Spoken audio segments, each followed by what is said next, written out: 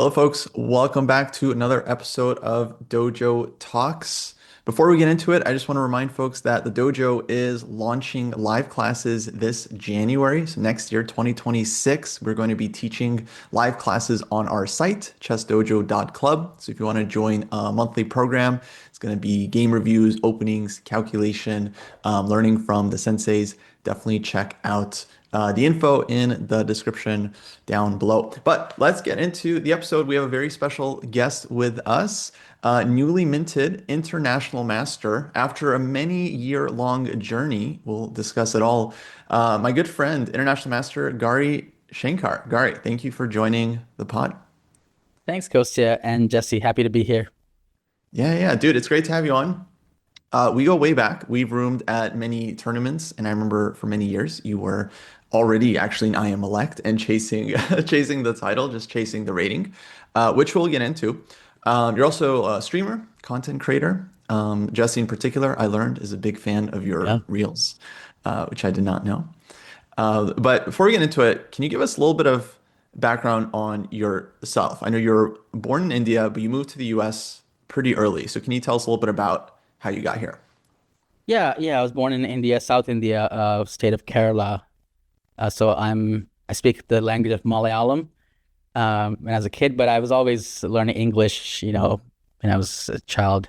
And I moved here when I was about 10, basically. But I learned chess when I was 6 from my dad, who was playing his neighbors, his friends, and I was curious. And I assume I said, Dad, can you show me what this is? And I have an older brother who's also an IM. His name is Arjun.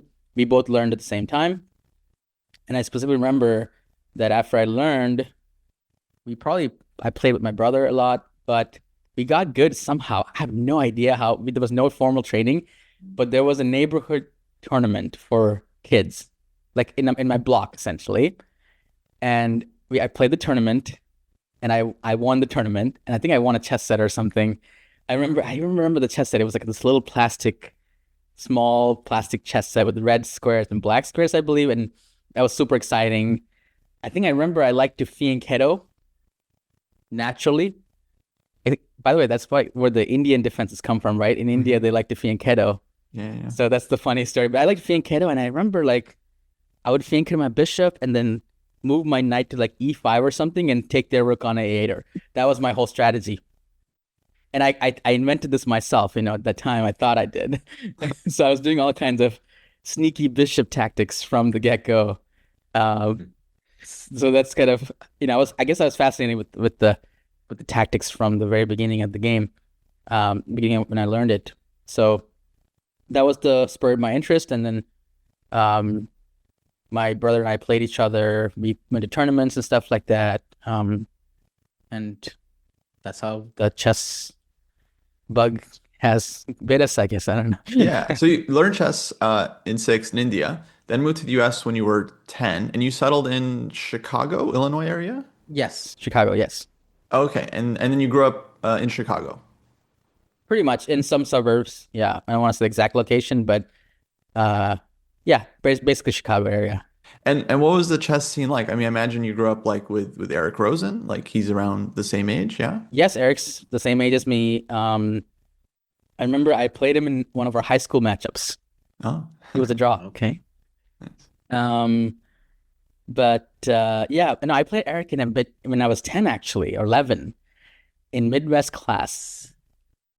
Uh, and it was an Italian or Scotch. And I took a pawn on h6. His knight was on f6, my queen was on f3, and I won a pawn, and then I won the game somehow. I still have the game somewhere. I think it's in one of the old hard drives. Ah, So very fun. that was my first encounter with Eric. Yeah, but yeah, I know him. He's a friend for sure. It's a great person.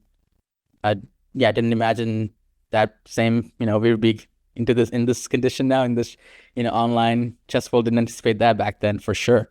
You know. All right. Okay, so let's skip ahead a bit. So you obviously grew up playing a bunch of tournaments, and I don't remember the first time we met, actually. Maybe it was the US Masters tournament like many years ago, or maybe it was at some open.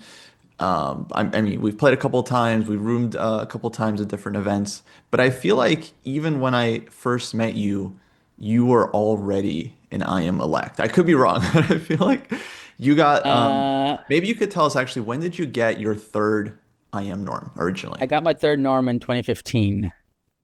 So I stopped playing chess from about 2008 to 2014-ish. Like I was Okay. focusing on school. Like I played maybe one tournament or two tournaments, like the local tournament, which I don't really count as like super. I did get a norm in that tournament because there was a really important organizer, Savan Meridian, who passed away. This He is. was organizing a lot of these tournaments. I believe I played Jesse when I was 15, I think, on your way to becoming Grandmaster, actually. Oh, Yes, okay. I was a kid. I remember you were not a GM yet, and it was in 2007. I was a kid, Okay. and you, I don't know if you still had hair. I got a little hair left, buddy. I got a little Sorry. left. No, I haven't had a lot of hair for a long time. Um, that's funny. I have a memory. Was it a Catalan game? And you were Yeah, black? I don't remember. Yeah, maybe. I didn't know chess back then. I was like pretty. I You think I was an FM, but I didn't know any chess back then. I thought I still Mhm. don't know much about chess, but I really didn't know anything about chess back then. interesting. Yeah. Uh, yes, so that was but I was not a professional player at all. Like just go to this. I remember like we didn't have any money for a car, so like I had to take the bus to the tournament. It took like an hour to get to the venue. We'd be like late by like 15 minutes. I believe it was Angelo Young's Touch Move Chess Center back then. Well, Uh, dude, I was just thinking about that because I played yes, some tournament there, Yes. uh, spring 2007. My friend David yes, Vigorito was there. yes, I remember playing two Indian kids at that. yes. My brother and I probably. Okay, well, Oh. there we go. Yeah.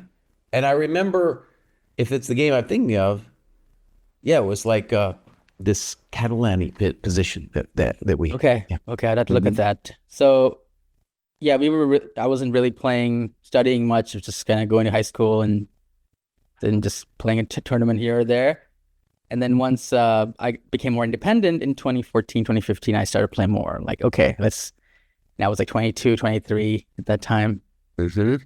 Yeah, I was like 20, 21 or 22. And then got my third norm in 2015. The first 2600 Grandmaster I played was Danya, first round of the Chicago Open. And then it was a draw.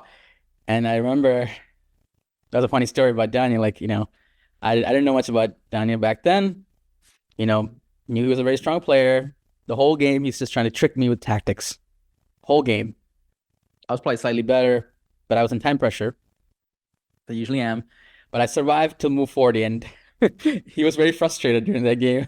There was a couple of moments where I would make a really good move, and he banged the table. But like I could tell he's doing it because he's doing it to himself, kind of. And at the end, it was very complimentary. The game it was super like a tactical, fest, slugfest. And at the end, he was very complimentary. He said I played really well. I played above my rating. I think I was like 2307 at that time. And then I'm like, yeah. I said, I think I've been working on that Augard calculation book. That's what I told him. When he's told me that I was underrated or something like that. I said I did like two chapters of that book recently. uh, but yeah, that's the interaction I remember of Danya the first time I played him in Chicago Open. Uh, So really, that really was amazing guy. 2015. So that was Yeah, where you got your third IM norm, Chicago Open. correct. I played like 7 GMs or something uh, in that Wow. tournament. Yeah, Wow. I think I might vaguely remember that. Because I feel like we roomed at the Millionaire Open in 2014. Um, if I remember correctly. But anyways, so 2015. Yeah. 20 maybe 2015 it was. Um, and then okay, so obviously it took a bunch of years to actually get the title. And I remember at one point you like posted that you just earned your like 11th or 12th IM norm. Like, That's right. Yeah.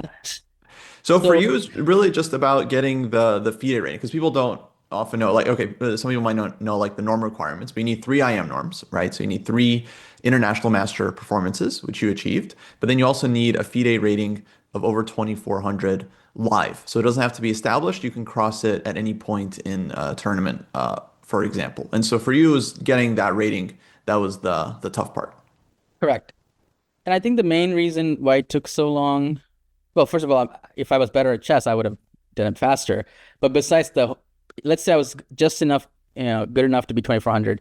Unfortunately, as you are aware, and you can testify that USCF ratings kind of make it much more difficult for you to get your FIDE rating up because of the disparity here, right? So if you play somebody in US Masters, for example, I played several 2280, 2300 rated players, and then look up their FIDE, it's like 2000.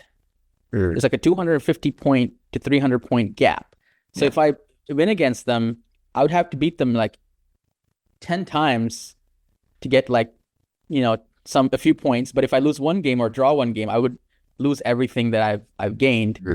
This puts extra pressure on you to take even more risks. And ironically, it might even cause you to play worse because you have this extra pressure to not even go up a draw, because that would ruin your chances. Imagine I'm trying really hard to get to 2400 and I play somebody who's actually a very strong player, but on paper, FIDE rating, they're just not there, and it's unacceptable to draw. And this caused me to lose so much rating many times because I would even take like excessive risk in positions to avoid a draw. It even happened this last US Masters, where I declined a draw. So the fact that there are two rating systems in the United States really makes it much, much harder for people to get their titles. The math is just against you. I mean, there's been a lot of like deflation, but yeah, it's very simple. It's just if someone is 2200 strength and their FIDE is 2000, it doesn't matter how many times you play them. It's just a losing game. venture for you. The It's more a scam. you play them, the worse it is. Essentially. So if I'm playing a tournament like US Masters, I'm just playing for the enjoyment of it, or like to get better at chess. I'm actually like written off that probably not going to gain rating. Like I won my last 3 games in a row at the US Masters, but I think I'm still losing rating overall because the FIDE, the USCF and the FIDE are completely different here, unfortunately.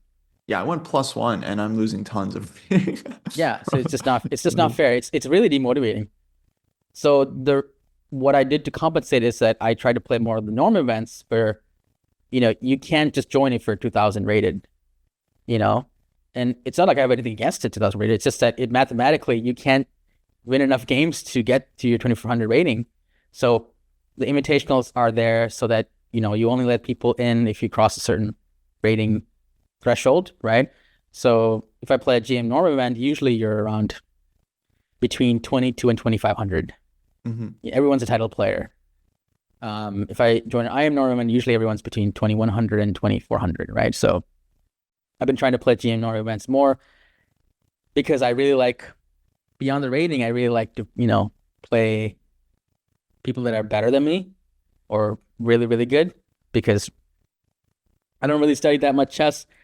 They force me to they reveal my weaknesses, and then they force me to like play my best. So the small amount of games I have every year, they're pretty good quality because I only have so much time. If I play somebody lower rated than me, usually I don't learn as much from those games, right? Because again, you're expected to win. Your mistakes are unpunished a lot of times. So when you play somebody, a title player, they will instantly punish you if you make a mistake. So it really tightens your game up a little bit. So that's kind of what I've been doing the last like 10 years, mainly in the Charlotte Chess Center, because they're the only ones that organize these round robins mainly. Although nowadays I think there are more. So that's been a big help. So I only play in like Charlotte. I go there, I think I played there like 30 times so far the last 10 years. Yeah.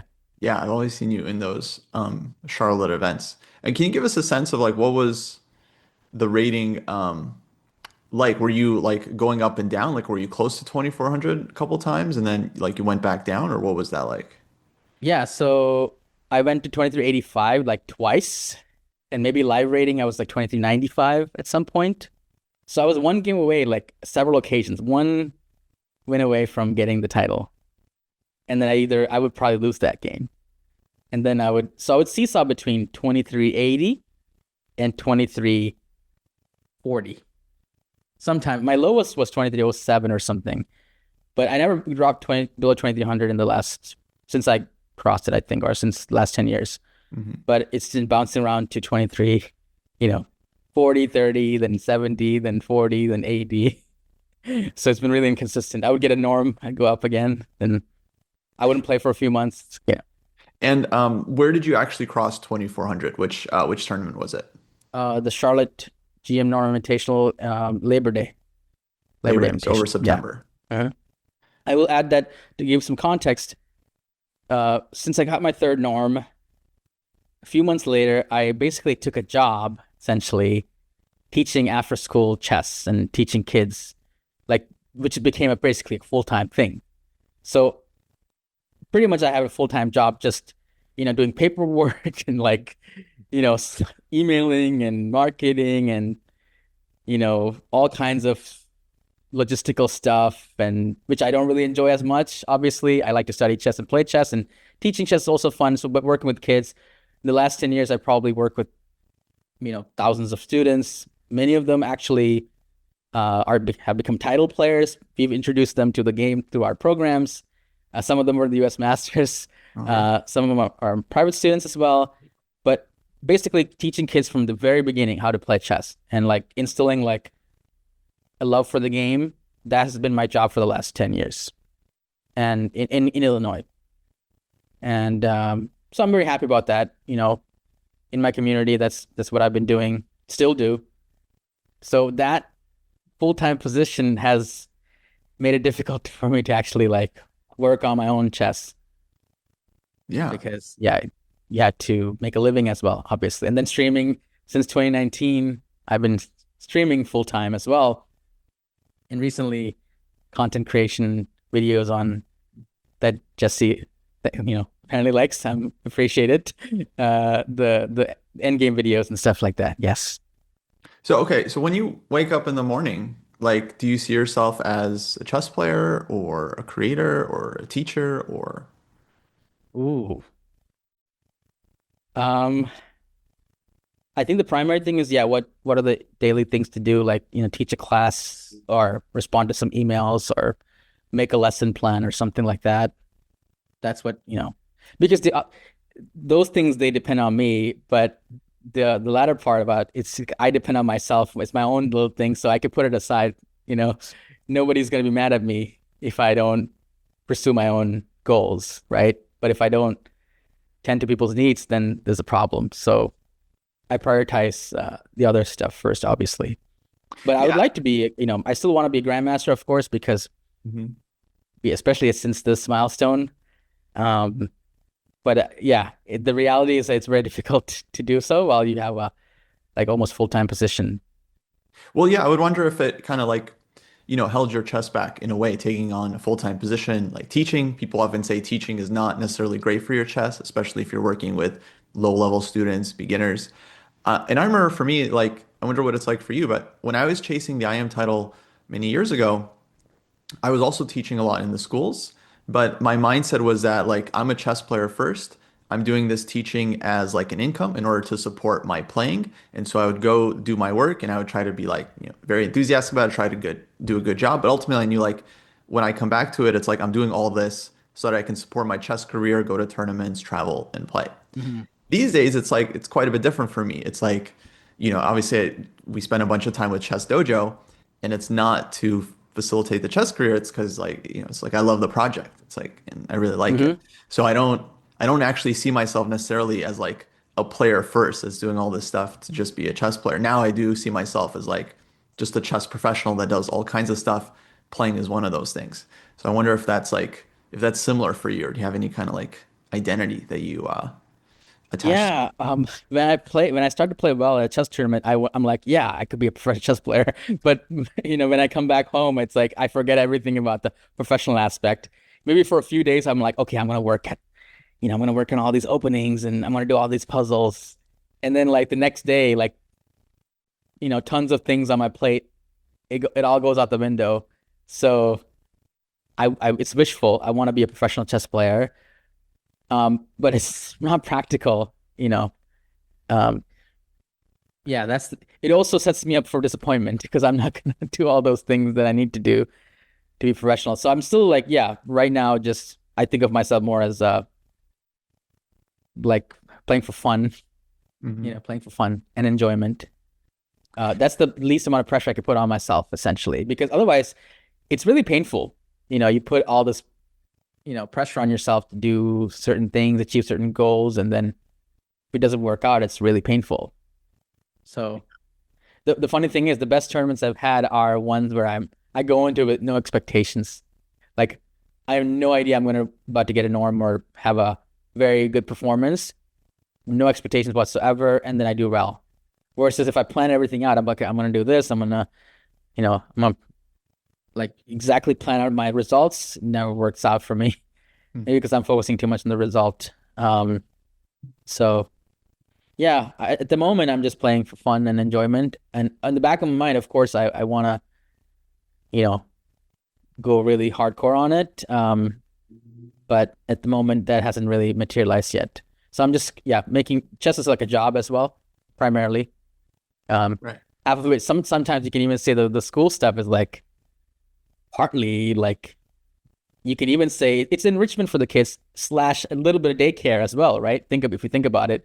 But with chess, obviously, classroom management, making sure the kids are having a good time, kids are enjoying themselves. Yeah. So no, I think it's mostly daycare. Jesse, what about you? Do you see yourself like these days as a player first or teacher or what? It's an interesting question. I would say that's one of my roles as a player.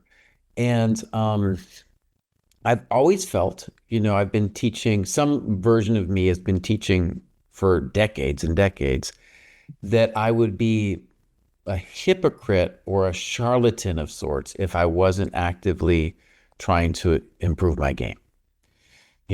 So I feel like to me they kind of go hand in hand, right? That you can't really have one without the other.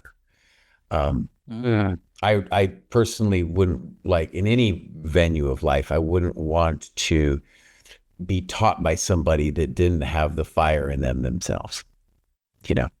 So anyways, so in that way I'm always at it. And now that there's the senior chess going on, it's not like I'm making money or anything. Maybe I'm making a little bit, but it's not about the money, but it's about like this other thing, which isn't necessarily professional. Like I would say there's really only 10 to 20 people in the world who we could actually consider be called professional, right? There's not that many. Yeah. I think even players under like 26 to 2,700 are making it on chessable courses or teaching or something like that. They're not actually making it as a player. Yeah, So I feel like it's like an identity thing. Like it's one thing about how you make your money, but it's also about how you see it. Like, are you a chess teacher making courses or are you a chess player? That's I want to get a little bit of, Kostya already knows Gauri really well, but I want to get a little bit more background here. So I played, I just found it in my database. I found the 2 games. By the way, one of the many reasons you need a My Games folder is you can find the brothers Vishnuvardhan. You can find these brothers in your games database. I annotated all these things. So this goes way back. Can you send them to me if you annotated them? I'll put them in the dojo. I'll put them in the YouTube description, actually. We can put a link to, I'm sure it's in anything I have in my database here is also going to be on the dojo database. So that'll be something we can link to. I probably played it bad. No, you guys play both of the brothers. It's funny. I remembered actually the game with you, and I did not remember the game with your brother, but that's here. So what I want to ask, though, is it seems like shortly after this tournament in 2007 where we played, and I was right, it was March 2007, did you guys then, or you in particular, maybe stopped because of school? Correct, yes. And so I'm imagining you got focused on school and then eventually went to college? Yes, I didn't finish it, but I went a couple of years, yes. Okay. And then it was around 22 or so that you returned to chess, and then I assume you were teaching at that point. Yes. Around 18, 19, I started to teach more. Yeah. And word of mouth spread, and people really liked it. Yeah. The way that I taught them chess, and I was just, before I knew it, I was like, that's why I didn't finish school. I was like going to all over Illinois, just like in my car, and then giving private lessons to everybody. Cool. Yeah. Like it was a whole thing, just going all over the place. And before that, by the way, I must say that I was basically like taking care of my own myself since I was like 16, 17. I did all kinds of odd jobs, working at a store. I waited tables. I drove Uber. Uh-huh. I did like all kinds of stuff. And then I'm like, I have this tool, I can play chess really well. Yeah. And then I can share it with people. And then the kind of accidentally, like the coaching thing really like took off. So yeah, I was doing all kinds of stuff, anything but studying my own chess essentially. Yeah. So that's how I basically survived those years. Okay. Yeah. Yeah. And so one of the things I want to turn people on to is I, have been exposed to all kinds of creators, chess content creators. And for the most part, I just want to say I don't like them. The people that are famous out there, you know who their names are, and so I don't have to name them, but I don't like them. They don't do anything for me.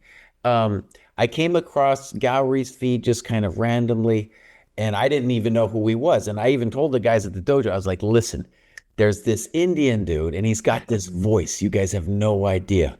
He's got this beautiful voice, and he'll like introduce a problem. It's usually kind of a hard problem. And he's got a magical voice. And I was like, this is beautiful.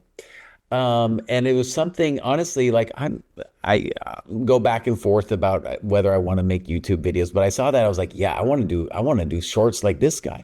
But I have a different voice. His voice, he's got this very like patient, he's going on. It's really good, man. It's really good. It's like something that's not just about chess. It's like you're tapping into like this meditative state going on, So I want to say that's really cool. Thank you. And I think you've done very well, at least with those videos, right? Yeah, if I calculate the total views on YouTube, it's over 100 million short views, and Wow. Instagram is probably similar to like 50 million, and TikTok is also probably like 50 something million, and Facebook now. So probably like a few 100 million people, people have seen it. That's and amazing. I get a lot of messages. I actually got recognized on the way to the Charlotte tournament. Somebody who doesn't play, like he's not a competitive player. Yeah. Nice. Do you do chess on YouTube? And then on the way back, somebody else also recognized me. Amazing. So both ways, someone like, it's like, are you Gauri Chess? I'm like, yeah. And he's like, yeah, he likes my videos, and he also watches Danya actually. So we had a conversation.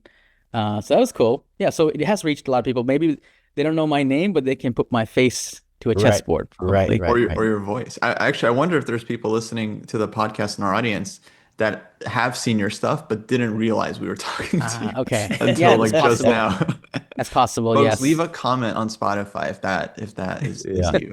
So I want to ask, we do a lot of YouTube videos. We got a lot of subscribers, but we're not making any money on it. Now, were you able to make a little money off of the thing? Unfortunately, not much. Instagram doesn't pay anything. Right. Shorts are definitely like, they don't pay too much. No, right. A few $100 a month. It's a real bummer. Thing. It's a real bummer. So you'd think you get all those views, you'd get something. Yes, that's true. Yeah, I make a few $100 a month from YouTube, but that's about it. Nothing too much. If I break into those, the long form, the title, the thumbnail, and editing and stuff like that, which I haven't really. I wanted to ask, Gauri, do you also do long form videos, or is it just the shorts? Not consistently, no. I haven't figured out how to do them yet consistently, because I'm so busy with streaming and all this other stuff anyway. So it's kind of like. Shorts is like, I can just get up one day and be like, oh, I have a really good idea, let's record it. Even a 3-minute short takes me like an hour. Mm-hmm. Sometimes multiple takes, sometimes finding the right, puzzle, finding the right music, finding the right, just everything, Right. It takes a while. And inspiration. Also, I don't do them. I only record when I feel like I'm in a really like good Zen state. Yeah. And unfortunately nowadays I'm finding myself less and less waking up in that state. So I'm like, I'm just gonna skip. And it's been like skip for months now, where I'm like, I don't feel like I'm in that right mindset to like share something, because people can see the energy off camera, right? So so a lot of it is taking care of yourself, which is super important. I wanted to bring it back to what Jesse was saying about playing chess. I think that chess should primarily be a tool for self-actualization, right? Like primarily. And I think deep down that's probably my motivation. It's not even the title, not even, Right. of course, it's a huge thing. It's a symbol of what you got, but really it is like self-improvement, Yeah. right? Agree. Yeah. Because if you play good chess, usually it means that your brain is working pretty well, like you're in a good state of mind. If you have a lot of troubles in life, I don't think you can play a good tournament. It crosses over. Yeah. As you get older, that's basically my hypothesis on why young people play much better chess than older people.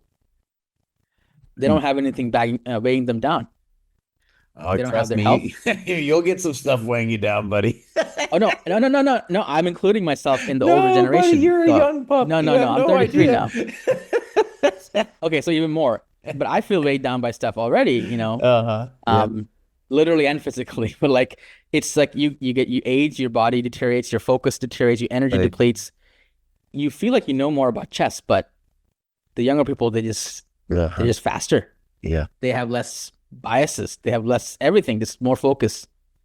And yeah, so if you can get to that state, work towards that state, even, as you get older, it's a good, like, goes together, right? You take care of yourself, you take care of your mental health, and then it shows up in the chess, right? So I think that's probably like the biggest, you can use chess as a kind of way to like, oh, let's work towards this kind of like training for a marathon, right? Like you get into good shape and then you run the marathon. So essentially it's the same thing. It really is. The mind body, everything connection is super there. And I haven't figured it out yet. Like, I'm still trying to get in better shape, get my, mind more clear Mhm. and my energy levels better, so it's a really good tool to like improve yourself if you do it the right way, obviously. Uh-huh. So that's why, for example, I don't want to spend months playing chess because I'm just sitting, in a hotel room, Uh-huh. and I don't believe that. I mean, at least not at this age anymore. So maybe what I'd rather do is play like a 5-6 day tournament, but get really prepared for it, play it, come back home, go back to your normal stuff, and then do it again a month later, 2 months later. I'm talking about balance. Yeah. I don't think at least for me, I can't go hardcore, go to Europe for like 2 months and then abandon everything I have here and just live out of hotels. I don't think I could do that. Work-life balance, very important. It's more important now, as you get older, but when you're 20, like, or 15, Mhm. I remember when I was like 14, I went on a trip to Hungary with my brother by ourselves, like 3 months. And I think I became an FM in that trip, actually. Mhm. We played IM Norm events, etc. My brother got his like IM Norms there in Switzerland. We played in Switzerland. Like it was all kinds of stuff and it was fun, but yeah, I can't do that again, unfortunately. Let me get a little bit. I want to ask about when you first started in India. Would you feel like at that moment that you were tapping into like the beginning of the Indian chess boom? Ooh, I wasn't part of it, any of the boom stuff at all. I don't think so. No. But you don't feel like it was something that was happening around and I mean, like why did you have the opportunity? It was not because chess was kind of bubbling up or Maybe my dad probably was affected by it. I'm not sure. Yeah, okay. I do think that a lot of the junior players, my contemporaries, like I remember I played Parimarjan Negi Uh-huh. in England in British Championship. Uh-huh. And like why were we in England playing British Championship? I don't know. But it was the thing to go there for, like, why are we there? I don't know. But it was like people would just go to tournaments and stuff like that. And Yeah. yeah, so a lot of the people that we played are like still playing chess and part of that boom. So yeah, sure. Okay. Um, And is your but I don't brother know still why. playing? Not as much. He's more teaching now. Oh, so but he's also teaching chess. Yes, Okay. Yeah. And in the Chicago area as well. correct. Okay. Correct. All right. Yeah. And when you say Southern India, I'm usually in my head, that's usually like I don't know, vegetarian community maybe or something like that. The state that we're from, it's actually very diverse with, I think it's like Christians, Muslims, there's every sort of people there. It was like Yeah. it's called Kerala, and we eat everything Okay. basically. All right. All right. Traditionally, it's vegetarian, but no, not from where we're from. So yeah, it's called Kerala. It's also where I think that's where the Vasco da Gama maybe like landed, the Okay. Yeah. first place that they came Yeah. to it, like when they found India for that trip, and like I don't even know when Right. it Right. Right. was. I could be wrong about the history. I should know this, but yeah. I want to ask you another personal question. So, 2007, I remember one of the things I remember vividly about that tournament is there was another Indian kid there who was maybe a little older than you, and he was just visiting. But his name, I'll just preface it. So, I've seen a lot of talent through my years, different kinds of chess talent. But this was the best memory I had ever seen in my life, and I've never seen anything like it since. So his name was Gopal Menon. Yeah, Gopal is a friend of mine. Yeah, and this kid, he was able to memorize a amount of games that I've never seen before or since. And like this kid, he would show me my games that I had played years ago, and I couldn't even remember. I couldn't remember who they were played against or whatever. He was like, "Here are all of the moves to your game, Cry." And he could, it wasn't just me. It was not like he was obsessed with me or something. The kid knew everybody's games, and I don't know how he did it, but I've never seen that skill attached. And he became an IM later, but he didn't pursue it. I don't know. Maybe you're still in touch with him. Wait, are you talking about Gopal? Yeah. I think he's at a FM or NM. I don't remember. Oh, he didn't make IM. I thought. I don't think he Yeah. plays much chess. Yeah. But we lost kind of contact recently, so Right, I don't right. know what he's up to. Yeah. So you met Gopal. You met my brother, Yeah. Arjun, and then okay. So those are the Indian people that you met there. Well, I just remembered this Gopal kid because it was like a phenomenon, and I don't know if you had any experience of that. And it was also, interesting. You guys were very impressive as young brothers. And it's interesting when you're an older guy like me and you've seen loads of talented people come through the system, and like I've been wrong about a lot of people. So like Gopal would be an example. I was like, well, this kid's obviously a genius. He's obviously going to become world champion, and then it doesn't happen. Yeah.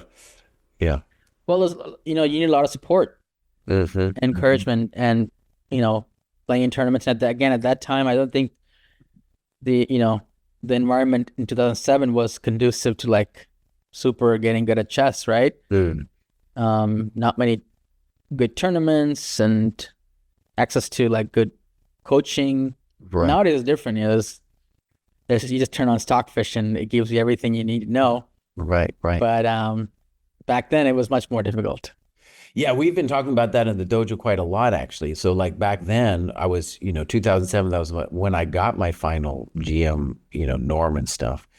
And then it was like a fight club and there was no big events, very few. It was some you could go play. Chicago actually had some. And as you mentioned, Savan Meridian was an organizer, unfortunately died. But that guy was putting together some tournaments. Angelo Young had that club.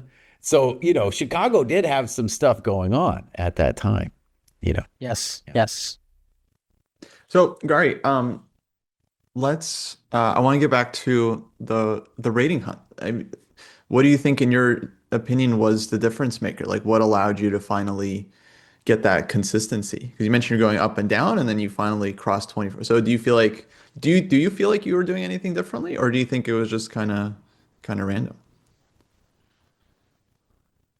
Luck probably had a lot to play with it. I don't know. I feel like I got luck is definitely a big element, but I would say that as long as you keep trying, your moment will happen. If you don't even try, you're not gonna get lucky. The opportunity is not gonna come to you, right? So one thing I didn't do was I didn't give up. I kept trying, up and down for 10 years, but I never quite gave up. I still felt I could do it. And at some moment it clicked, everything clicked, all the stars aligned, and I had a string of results where I just, won a lot of games, saved losing positions. It just happened in a row. right? And even those games is a example of like not giving up and losing positions, trying to fight. So it was just this perfect string of events where I just kept trying, kept fighting, and somehow, it worked out. And the funny thing is, the last tournament I was 2397 published, 3 more rating points, and I'm playing a GM, and I'm like shaking, I'm shaking inside. He plays the English, which I didn't prepare for, and I started to think already on move 1. I'm like, oh my God, I need to draw this game so I can get 2399.6 or some number, right? Or 2400. If I draw this game, I'm fine. And then I start tanking, and then I play e5. And then he plays a3 on move 2, which it's like never been played before against me. I mean, it's just an attempt to play an original game, obviously, but all my preparation out the window. And again, I'm like, okay, which is the sharpest line, which is the most solid line? And I think myself to losing the game, actually, because I got a good position. I was better at some point. And then I offered a draw. He declined. And I ended up losing a long game. I was devastated. I said, okay, you just self-sabotage so bad. If you just played normally, you would have been fine. And I was probably the most depressed I've been like in a long time after that game. Yeah, like just complete self-deprecation. Like, you don't know how to play chess. Like, why are you just everything? Just 2397. Just play normal game, and you'll cross 2400. But no, the next game I'm playing another GM. I don't know how I went to sleep that night because I'm like, you've never been this close, and you just. How do you think for 20 minutes on move 5? Like, how can you do this? Like, it's insane. But I mean, during the game, it's just like you're in a trance. Like, you're in like fight or flight mode. Something happens to your brain where you just like can't control it, So, I mean, maybe you guys can relate to this, right? Like, you're like, I know better than this, but why do I freeze like this in this critical game? And second game, I'm white. So I played this Catalan against this Grandmaster. I'm like, okay, if I win this game, I can still theoretically cross 2400, but drawing is not going to cut it anymore.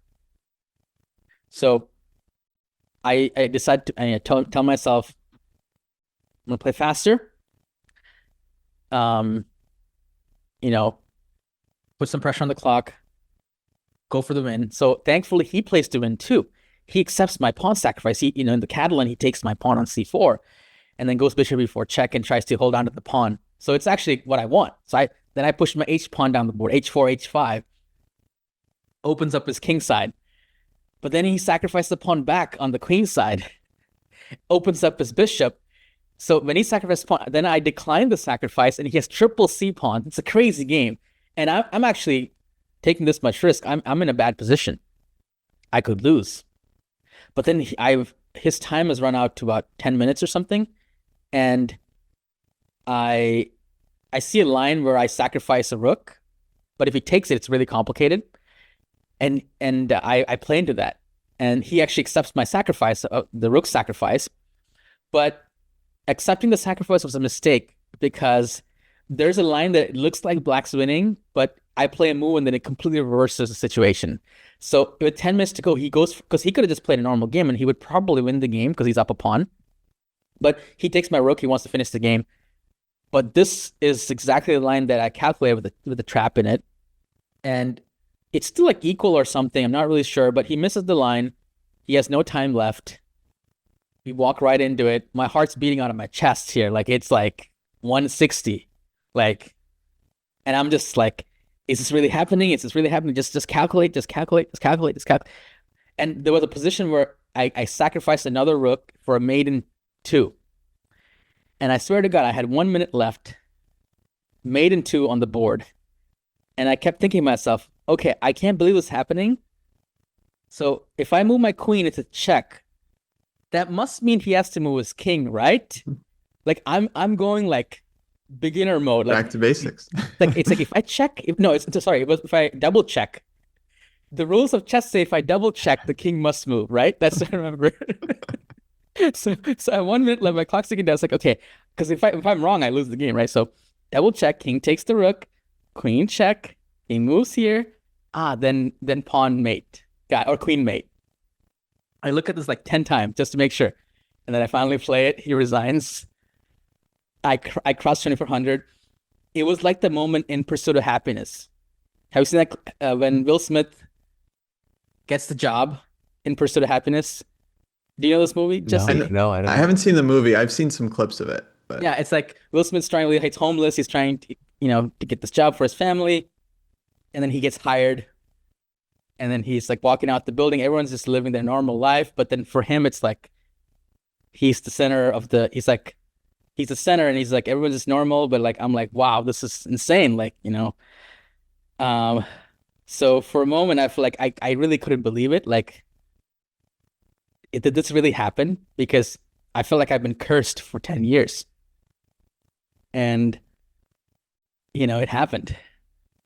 So, yeah, I was basically very elated. I was almost in disbelief here that I beat a grandmaster to become 2400. And I remember the next few games as the best games I've played. The next game and the 2 games after that, I won 2 games in a row after that. I drew the next game, which I was winning, and then I played the most confident and the most free chess I've played in my life. Like it was like, oh, I think that's a good move. Let's just play it.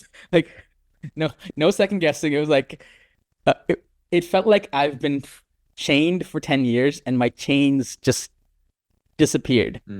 Like I played like, oh, should I play G4, G5, attack the king? Hey, let's do it. Like I don't care. It's because let's just live a little bit, So unfortunately, since that I got the title, I didn't play chess for 2-3 months. I came back to playing.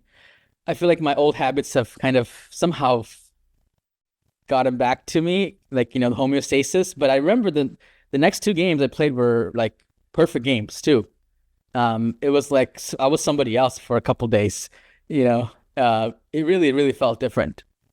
The confidence, everything else felt like extra credit, after that, for that rest of the tournament. that's so interesting. I mean, it feels so rational. It's like all the pressure is off, and now you can just like play freely and confidently, and generally that leads to good chess.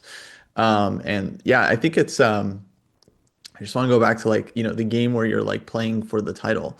It is very hard. I mean, I know it sounds like you're very hard on yourself for like losing that game, but it also sounds like, the result was on your mind like the whole time. Like during the game, you're like, oh, I need to draw this, I need to draw this. And then I feel like generally we just don't play chess when we're just so hyper focused on the result. It's just really hard to kind of remain objective and like play your normal game. And I don't know if there's like a solution for that. I feel like just everyone struggles. Like when there's a big game, people generally play worse. It's just hard to Yeah. How do you get to the point where you don't care about the result and or it's almost like you play like you don't really care, but you do care, but you don't care. You play like you don't care. hmm That is the place where you want to get to, and it's very hard to get to. Yeah, it's very hard to get to. Sometimes I get to the place like that when I lose a bunch of games too, actually.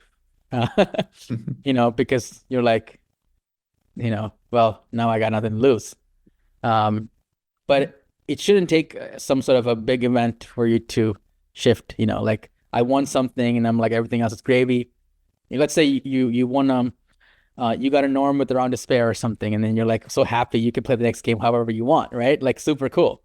Yeah. Or you want a tournament with the round of spare, or my best moments in like feeling is like when I play a tournament and I won so many games that even if I lose the rest of the games, I'm still like gaining rating or something. Like you're like +2, +3, and then there's like 2 games left. So even if you lose the next 2 games, you're still about 50%, right? Great. That's amazing. But how can you get to that place no matter what the past was, right? No matter what the result. But I think the answer to that probably is like playing chess for other reasons, right? Like I'm gonna play this game for my, again, self-actualization. Maybe you want to play a game where you don't get in time trouble ever. Even if you lose every game, it's okay. Or maybe you want to play a game where my goal is to play a creative opening or play for a decisive result, right? Play a game that in a certain style. I guess that's probably, playing chess for specific reasons, specific goals, not just results, would be a good way to do that. But it's very hard in the moment, because losing is very painful. Losing is very painful. And for some people but for some people it's very, very painful, and they would do anything to avoid it. But then ironically, that also makes them lose more. It's just, No, I generally think some of my best chess is when I'm playing online, like off stream, and like no one's watching, and I'm on like an alt account, so just like doesn't matter at all. And I can just like take risks, make whatever decisions I want, play whatever moves I want. I feel like I play some because I'm just like completely unfiltered, right? And I can just Mhm. like try different ideas. I play some of my worst chess as well, but also play some of my best chess because like you have this freedom to take risks when you're just playing for either the enjoyment of the game or just to learn more about the game. Like win or lose, you're going to learn about the game. That's kind of a nice, I feel like it's a nice approach where like the result doesn't crush you one way yeah, or the other. yeah. I mean, like even top players like Magnus playing Gukesh, right? He crashed out after that game in Norway chess, for example, Mm-hmm. because Gukesh is world champion. Magnus is not world champion, and Magnus probably wanted to make sure that he didn't lose that game, right? And what happened after the game? Yeah. So it's not, it affects everybody. Did Magnus play worse because of his nerves? 100%. 100%. If it was any other opponent, he probably would have won that game. And he probably wouldn't have had that reaction of knocking all over the pieces, like basically banging the table. So, yeah, no one is immune to it. I don't Mm. know if I can find a player that's like super, super chill. Maybe Vishy, but I think Vishy had problems with Kasparov or some people like that too, right? Not sure. Um, yeah. So it's very difficult. Very difficult. Again, I think the older I get, the more I understand that chess. I think I was talking about this to you in the hotel when we were in U.S. Masters. A lot of chess improvement is non-chess related. Right. You know, like you have the knowledge, you know, but the other stuff is what brings you the good moves in a competitive environment. You know, you can know all the ideas, openings, whatever, but you lose concentration for 1 second. That's it, right? So Yeah. No, I think yeah, so much is decided in chess through like pure nerves or just yes, like who slept well or who got correct. sick early in the tournament versus who got sick later in the tournament. Um, actually, I'm still reminded of just he's like Shanklin at the FIDE World Cup. He's doing amazing. And then they interviewed him and he's like, yeah, I'm just battling some inner demons right now.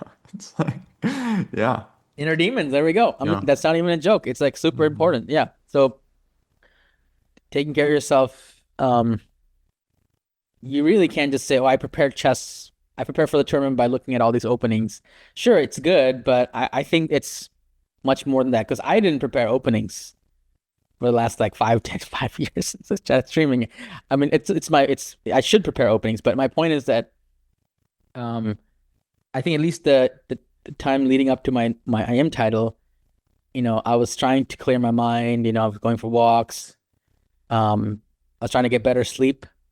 Like I really dialed down my sleep. That's one of the biggest changes I made. So getting better sleep to the tournaments. So I really tried to sleep well, you know, before the tournament, get a better sleep schedule set. Because as a streamer, you're always streaming late nights. So there are many tournaments where I would go and my sleep schedule is so off that by the time I fixed my sleep schedule, the tournament's like almost over Right. and I had a bad start. Um, yeah, things like that. Taking care of my mental health and stuff like that is super important. I think that helped a lot, honestly. Um, Another thing is the resilience. The resilience is something that really you can work on, right? Even outside of chess, during chess. So like if you get in a bad mood, can you regulate yourself, right? Can you regulate yourself? And that's something that is something to work on as well, right? Even mid game or next round. So there are a lot of non-chess stuff that people could do or should do. And it's I think it's even more important as you get older. That's what I would think. Like Magnus, for example, I think Magnus, he could go higher if he actually took care of the non-chess stuff, for example, Oh, don't get Jesse started. like the yeah like even on Joe Rogan podcast, I was disappointed that Joe Rogan didn't bring up all the supplements and all the you know all the stuff that he does for enhancing your No, mental and but physical he did, capabilities. didn't he? I remember a conversation where Joe's asking Magnus if he takes any like nootropics or brain drugs, and Magnus like, no, no, I just drink orange juice with water. Like I don't really do anything. And then Joe's kind of baffled. He's like, bro, you could be like a super. Yeah, I mean, I think so. Yeah, there's definitely improvement in that area for sure for Magnus. The pure. Like, can you go back to the point? Because when you're in your 20s, I guess you don't need those things as much, Mhm. right? So, yeah. Well, one thing that's interesting to me about you guys is you guys are exactly 20 years younger than me. And Ooh. you're at the same point where when I was trying to become a GM, I was the same age as you guys, and I was still a couple years out. And they were very hard years, in a way, looking back, very fulfilling years because they were so hard. And I was poor and I was going to these tournaments and stuff. And so I'm interested in your perspective on the hunt for the title, but also I just wanted to put out there just a little bit of paint a landscape for people out there of what you guys are going through, because there's some interesting differences for 20 years ago that I just want to put out there. So 20 years ago, I was not the oldest person in the room. And there were a bunch of older ex-Soviet players that I would be battling all the time, like Elvis, Shabalov, Yermolinsky. Those guys were great, strong players to battle against, but it was a thing where it wasn't just, there were some kids, but it wasn't kids like now. And so, for example, this tournament we just played in, I played 9 rounds and a lot of strong players. The oldest player I played was born in 1995, and he was a dinosaur compared to the kids I was playing, right? By the So way, did you say you played Elvis Presley? Elvis, yeah, I was that old. No, Jan Elvis, Jan Elvis. Yeah, no, yeah.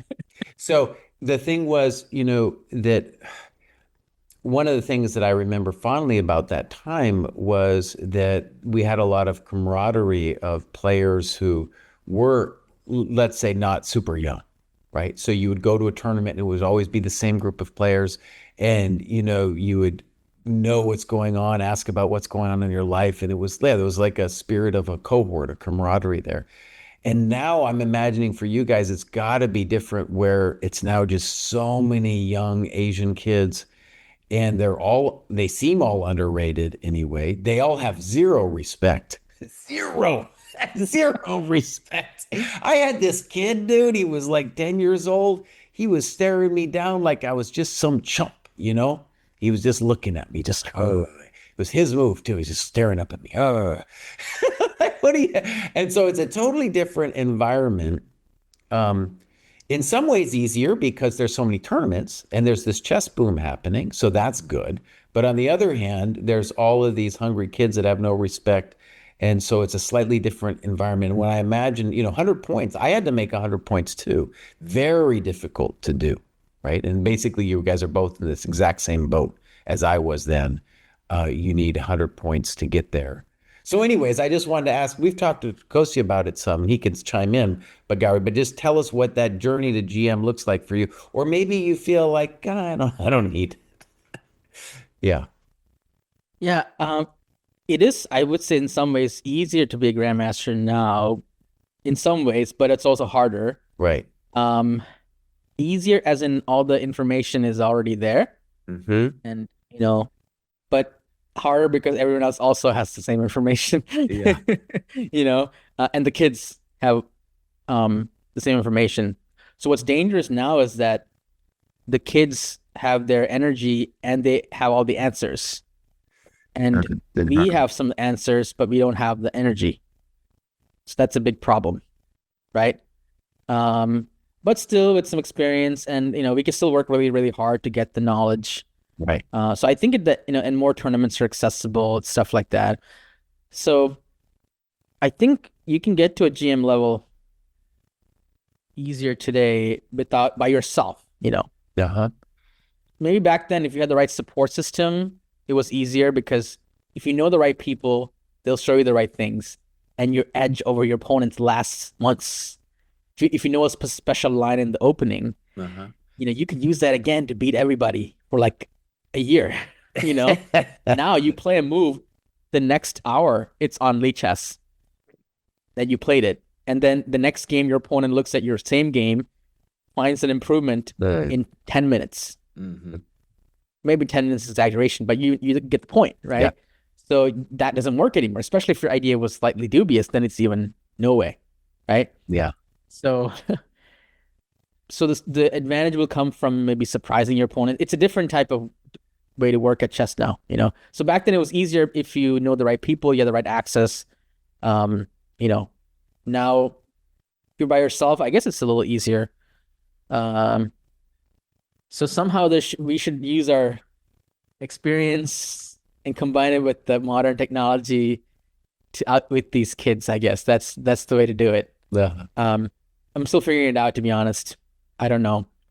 But since I mostly work by myself, if I do work, I think that, I appreciate having the resources that I have, obviously. So at least I have a way, right? To find the answers. So I think nowadays it's more like you work harder, you can probably get there. You had to work harder, I would say so. So it's more of a level playing field. Everybody, Yeah, like it feels like it's gotten a lot easier and more straightforward to improve at chess, but as a result, it's also gotten a lot more competitive because now everyone has access to the same resources and courses. And I remember old coach of mine showed me this one trick in the French. It's like 15 moves deep, and I won like 5, 6 games with it against like title players, like the same trick. And now, of course, like you're lucky if you can get it in one game, basically. Exactly. Wild. It's completely different. But I kind of like that too, because again, as I mentioned before, I was always kind of by myself. I worked with my brother a little bit, but some books. Oh yeah, you learn an idea from a book. That book's good for a while now. Now the book's already like comes out and it's already out of date. Like there's one funny story. I looked at a chessable course before a game. We played like 25 moves of theory, and it turns out that my opponent also had the same chessable course. I was playing white. We played the same. It was against IM. We played the same moves, and I'm like, I really hate my position, and my opponent plays the same exact moves in the course. And I'm like, I'm defending as white. And I'm like, why am I even playing chess right now? Because this is disgusting. Because, the whole point of playing this is that, my opponent hopefully doesn't know all the right moves. But it's like 25 moves of theory. And like half the game is over. It's like some end game. And I hate my position. There's no creativity left. It's just a grovel. And I managed to save that game, but I really hated that game. I remember. So but this is another opportunity. Like, so maybe not only do you have to know the chessable courses, you have to know it to avoid it. Does that make sense? Yeah. Like, the whole point of knowing it is to not play it, which is insane, right? So yeah, no, I think there's a famous Tal quote where he says like, or someone where they're like, to be really skilled in avoiding opening theory, you need to know opening theory. there we go. Yeah. There we go. So this is the kind of gamesmanship that we're in now, right? But at the same time, try not to trick yourself by doing this either. Like trying to trying to lead your opponent to a dark forest, but then you're also in the forest and you don't know what to do either. Yeah. So that can happen as well. So it's really tricky. Another thing that's really random is some players nowadays, I think more and more, some people know some openings really, really well, but some are kind of bluffing. Right. But you never know which one is what, you know? So like it's chance now. You play a player and then they play really well. They might be an FM, but they play this opening like a GM. But then you play the same FM in a different opening, they play like 1800. You know? And I'm like, what's happening here? This is like so random now, you know? I think it seems like are a lot more versatile these days and are a lot more willing to switch it up with the openings. Whereas in the past, if you prepare for someone, they generally play like one opening or two openings as black, and then they stick to it. And now these days, um, I'm generally expecting my opponents to like deviate in the first couple. Like, it's like, okay, they're E4, E5 player. I'm expecting them to play Caro Kann now because they're like, people just switch it up so often these days. Because they realize like they can just play a different position, and the value of surprise in the opening, I think, has gone up a lot A lot. Yes, I agree. lately. So just to come back to what Jesse was saying about Grandmaster, I think that it is possible to be a Grandmaster for us, Kostya included, obviously. I mean, I would like to hear your thoughts as well, Jesse, since you are a Grandmaster and you've done the journey. Everyone is so good now that the victory lies in the inches, the difference. Yeah. It's everybody. Everybody's so good. Nobody blunders anymore. Everybody knows basic openings and basic positional concepts and strategies and bishop pair and all exchange sacrifice. It's all common knowledge now, right? And so the victory lies in those small margins, and if we can work to get those things, maybe a little time lead in the opening, a little this, a little that. But it requires immense amount of work, and you can also be the victim of that, by the way, right? You get surprised in the opening, you get down on time, and then you make worse decisions, and it goes on. So really, you had to work really, really hard. That's what I'm trying to say. And fight for every single inch of advantage you can get from whatever source. Not just pure chess, right? If you slept it a little better, like Kostya was saying, or your concentration breaks less than your opponent. Heck, you go to the bathroom less than your opponent. I'm not even kidding. Yeah. Right? I remember one game in the tournament, I really needed to go to the bathroom. Unfortunately, he moved just to the event, so I lost like 10 minutes on the clock. And then that really hurt me. And then we played down, and then he had 10 minutes, I had 1 minute. And then I literally blundered in that time. And I'm like, oh my God, if I timed it better, that would have helped.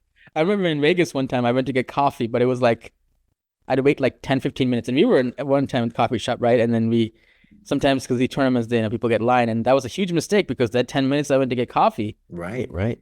Is the difference between winning and losing. And that's what I wanted to mention about the inches making the difference in chess results, So are you going to keep playing Gauri, like normal events, and try to keep going?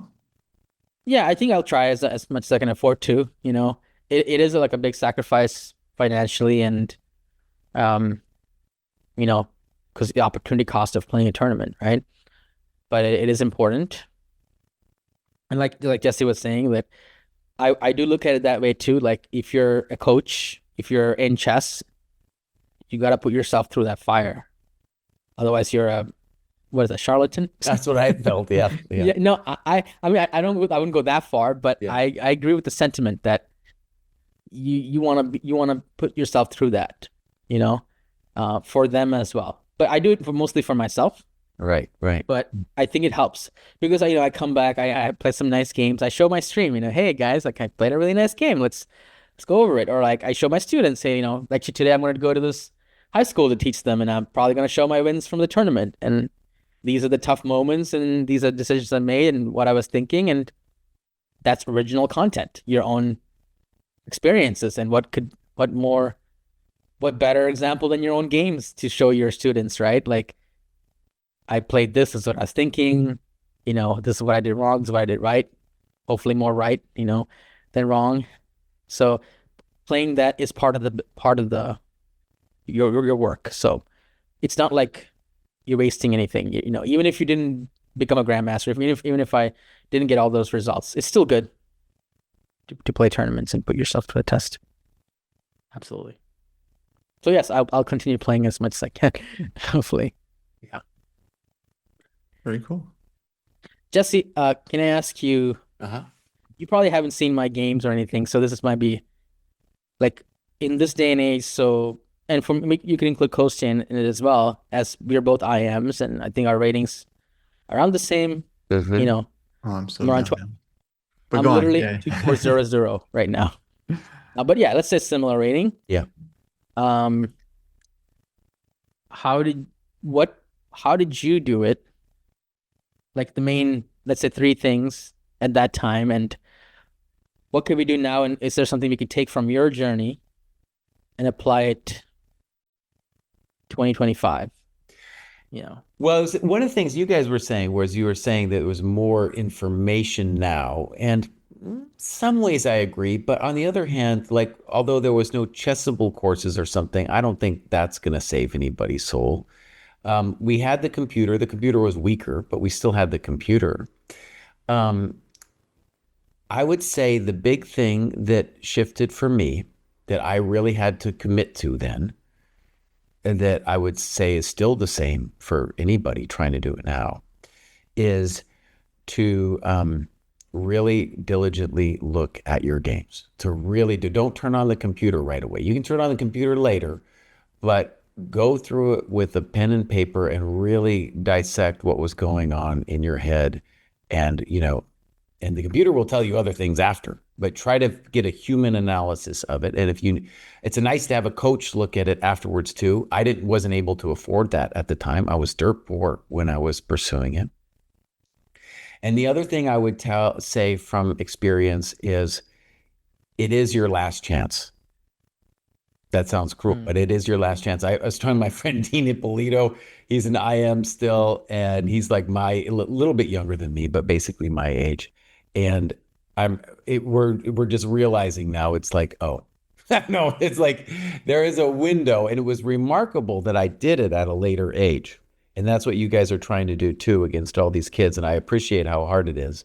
So I think the thing would be to appreciate that it's not something that you can just kind of half-heartedly hope to achieve, right? It's something that you have to go all in on. And if you're not all in on it, it might be better not to be too invested in emotionally, right? Because it's fine to be an IM. In fact, in terms of content creators, the top content creators are all IMs.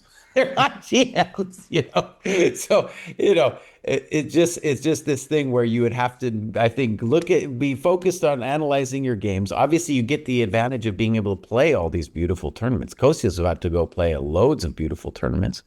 And if you go over those games and you're all in on it, you have a shot. So your main suggestion is analyze your games deeply without the engine. Yeah, and you can look at the engine later. But actually, it was fun. I pulled up all these games like from 2007. I just clicked on 2007, and I have lots of games that I played in 2007. All of them I annotated kind of deeply. I'll put the links to the games I played against you and your brother in the YouTube description. But yeah, that's what it took. And that was the year I made it, 2007. Wow. So I was a little older than you guys. So it's a fun thing to look back as a fan to watch you guys do your thing, knowing how hard it is. I mean, that was a very hard thing. I had a little pencil rating graph on my refrigerator that I put up there. Oh, it was brutal because for years I was just like 24 something, For years and years I was 24 something. Yeah. Is there a point of diminishing returns even in that? For example, like you look at it, how much could you look at your own game with yourself where you're like, I'm just like spinning my wheels here. Just Right, I'm not learning anything anymore. I just want the answer now, you know? Like, so what am I trying to find here with my own analysis rather than looking at the computer or with somebody else? What am I trying to achieve here? Like, am I trying to improve my analytical ability? Am I trying to understand why I made decisions? Am I trying to find the answer myself and then look at the computer? Like, what is the main goal here? I would say you're trying to understand the human truths of the game, right? So like the computer is going to make it look easy. The second you look at it with computer, it's gonna be like, oh, I'm a doofus. Obviously, I don't understand chess or something. And it's going to point out far more mistakes than when you look at it with yourself. But if you look at it with yourself, you're going to identify, all right, here's the like 3 to 5 basic mistakes that I made. And I can identify those. I can identify why they happened. And honestly, if you think about it, in any given game that you lost and you made 3 to 5 mistakes, if you just make one mistake less, that's probably the difference right there. You know, so it's amazing how, you know, when you talk about inches, you're never going to get rid of all the mistakes. You get rid of one, you've already won the battle. Yeah. Okay, I really like that. I think I haven't formally like analyzed my games too much, but I do get a lot of benefit. I have gotten a lot of benefit from reminding myself, oh, you did that a few games ago. Don't do that again. Yeah. You know, and this one of the things about tournaments, playing good tournaments, is it gives you the wake up call. You know, every tournament you get a wake up call. Hey, like you're doing that again. Yeah, absolutely. Don't do that again. Yeah, and the mistakes you make, you're going to make again. That's right. Exactly.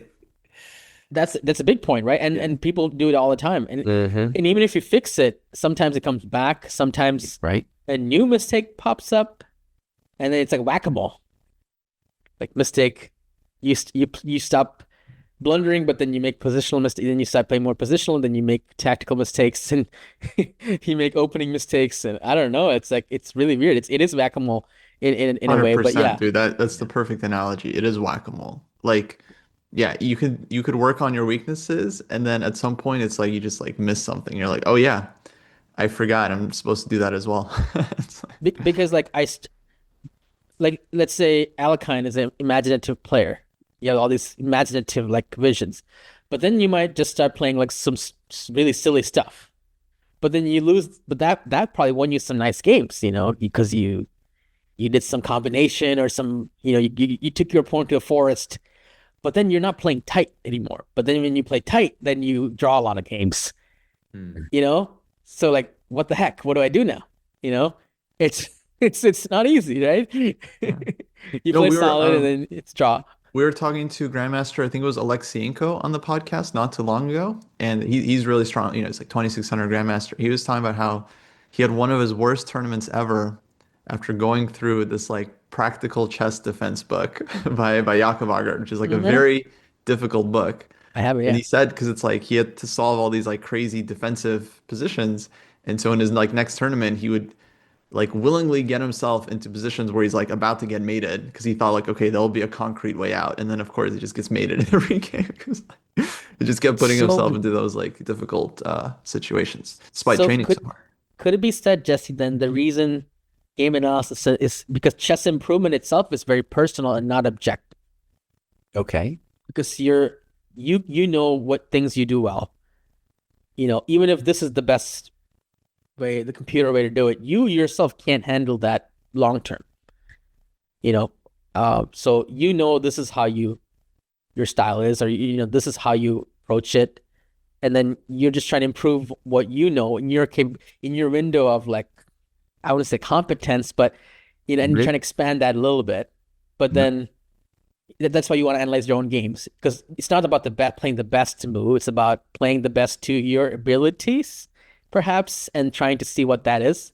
Perhaps making it more personal improvement than, oh, this chessable course said this is the best line, but you should never play that line, actually, because that's nothing what you would really want to play in your life, you know? I remember I was looking at this Berlin thing, and I'm like, oh my God, I hate this move. It's the main recommendation. I would never want to trade this many pieces or like whatever, right? And I'm like, I spent like 30 minutes preparing it. I'm like, I literally just trashed it. Yeah. because I was like, what am I doing? If I play this, I know I'm going to hate my position. And it's a draw. But by the way, it's not a full draw because, your opponent could still try something, whatever, right? Because it's still endless creativity. And I'm like, you know what? I'm just going to play the third best move that the computer said, but it looks I can handle this. There's some pieces on the board. My opponent's not going to play perfect. Yeah. And that's what I did in one of the games that I won. So it's like the number one thing that the course was testing, I'm like, I hate it. But I can handle this. Even if the computer is saying that it's not the best, right? So yeah, I guess it is a very personal, probably. One of the things I like, actually, what you said that I hadn't thought about too much in this regard was that you mentioned Alekhine. And then one of the things that Alekhine did, of course, was write these great books. New York 1924 is a great example. I can recommend that book to anybody. And one of the things that's interesting, you're talking about expanding the field of competence. And when you look at the annotations, from an objective standpoint, a lot of them are kind of wild because every variation, he's sacking stuff and he's losing and he's going for it, And same thing in his own game annotations. And so it's like when he's analyzing chess, he is very much expanding the scope of his competence by pursuing what's interesting to him, right? And so as an example, when I was doing my quest, I didn't necessarily do it too intentionally, but I was drawn to the weird endgame positions. I was always playing, I took on E5 versus the King's Indian to play for a win, and I got loads of victories there. And so there was all kinds of things that and then what happens is then you analyze a bunch of those games and you get good at playing certain kinds of positions that other players aren't, like you wouldn't find sexy. And I'm like, oh, this is very sexy. And I think that's a good way of putting it, is like you expand your realm of competence, and it's not a computer competence. It's like you get to know the positions well from a human point of view. Right? And you get to know the kinds of mistakes you make from a human point of view, and also the kinds of mistakes that certain kinds of players make. Because once you identify a mistake in yourself, one of the things that happens immediately is you start seeing it on other people. You see a weakness. Yes. The second you see it in yourself, you're like, oh, I see it in that guy. I see it in that guy right away. Yeah. Maybe you can tie it with, like, in this world of AI, you have to further embrace your humanness and your opponent's humanness. Right. I mean, if we were playing AI, we would never win. Right. Over. So it makes sense that we are preparing against humans, not against computers or against anything. Yeah. And when we learn something ourselves, also we learn things that we don't want to wield a weapon that only a computer can use. We want to be competent at a weapon that we can swing around. Yeah, absolutely. Yeah. Very good. Yeah. So, because chess is infinitely complex, and improvement is about like what we can handle. Is basically. Yeah, absolutely. Yeah. Okay. Okay, I think we should probably wrap it up there. But Sure.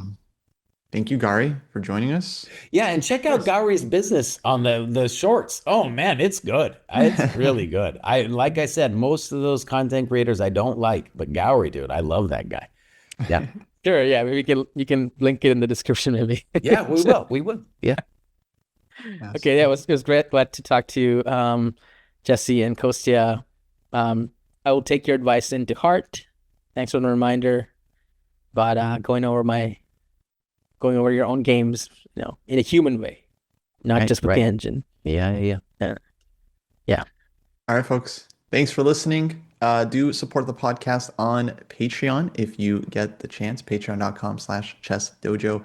And hopefully we will see you back for a future episode. Take care.